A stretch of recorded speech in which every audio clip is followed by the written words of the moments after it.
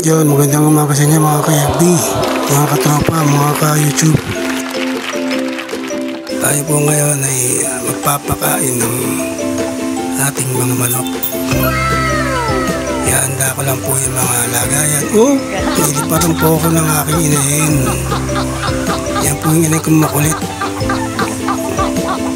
Pinakawalan ko kasi bigyan muna natin siya ng pagkain para hindi niya ako maistorbo.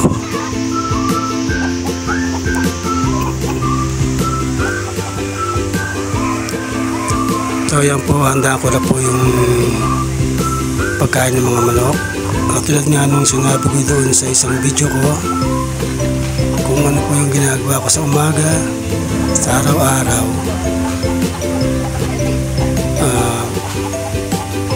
Binibigyan ko sila ng Enerton, inahaluan ko ng crack corn, at syempre yung probiotic na ginawa ko.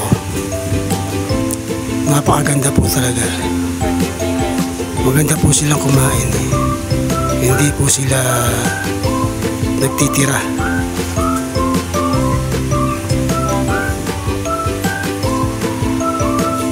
Kaso po yung dalawa ko pong manok lugon, kaya hindi ko sila masyado nahawakan kasi masakit pa yung mga katawan nun. Pero malakas pa rin po talaga silang kumain at napakaganda po ng pagkaganong lugon sila. Hindi sila pinanghinaan ng katawan kasi usually sa mga naglulugon umihina kumain, pero sila hindi.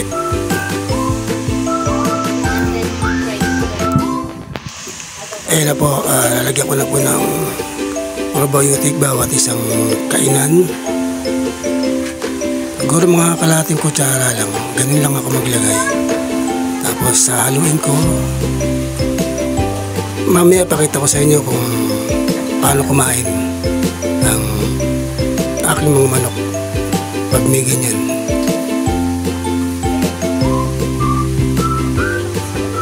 Kaya pagkalagay, hinahalo ko po sila. Hinahalo ko sa pagkain. Ganyan. Tapos pagkahalo, makikita nyo kung paano tumuka kapag may ganyang probiotic.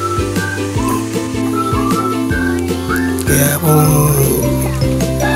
gagawa kayo ng probiotic, mas maganda yung preparado talaga yung pagkakagawa ng probiotic. Mas maganda kung mapapanood nyo sa YouTube para mas maganda. So ito na mga kaibigan, mga katropa, bibigyan na natin yung pagkain nila na may probiotic. Yan na, tingnan nyo mga katropa kung paano tumuka. Kaso makulit tong inahin na to eh. Nahaluan sila eh. Teka lang, huliin ko muna, makulit eh.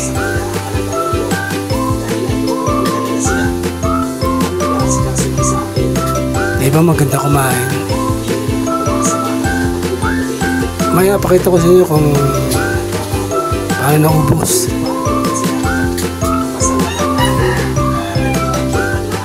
Makulit talaga itong inahin na ito eh.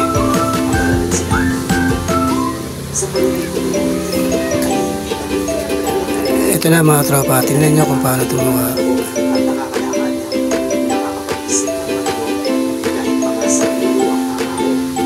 Napakagandang gamitin. Hindi talaga sila nawawala ng gana. Tsaka masasigla talaga pag may ganong kang inahalo probiotic.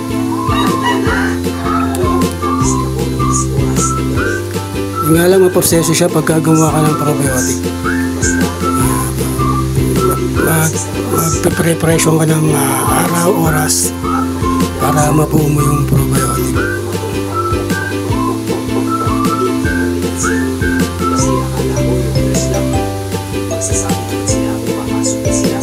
Mamaya yung dalawa naman ipapakita ko sa inyo kung paano din tumuka. Yan, makikita niya, di ba?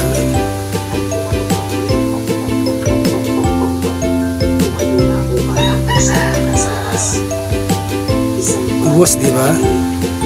Sandali lang, ubos. Napakagaling. At ngayon naman magtitimpla po ako ng panibago para doon sa dalawa. So ito na, dali na natin doon sa dalawang mas bata. Ito yung dalawang mas bata doon sa mga lugon ko. Ano din po yan, maganda rin kumain. Tsaka maliliksi, agresibo. Ito yung isa nasa labas magandang height yan, medyo malaki sila. Iba talaga yung lahi ng inahin na bigay sa akin. At ito yung iniram sa akin na kalisahin.